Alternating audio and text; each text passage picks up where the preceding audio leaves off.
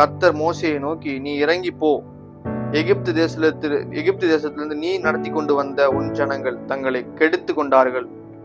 அவர்கள் நான் விதித்த வழியை அவர்கள் சீக்கிரமாக விட்டு விலகினார்கள். அவர்கள் தங்களுக்கு ஒரு கன்று குட்டியை வார்ப்பித்து அதை பணிந்து கொண்டு அதற்கு பலியிட்டு, இஸ்ரவேல் உங்களை எகிப்து தேசத்திலிருந்து அழைத்து கொண்டு வந்த உங்கள் தெய்வங்களை இவைகளே என்று சொன்னார்கள் என்றார்.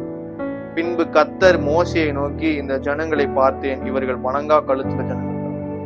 ஆண்டவர் பாத்தீங்களா, என் ஜனங்கன்னு சொல்லிட்டு வந்தவர் இப்போ ஒன் ஜனங்களா மாத்திட்டாரு.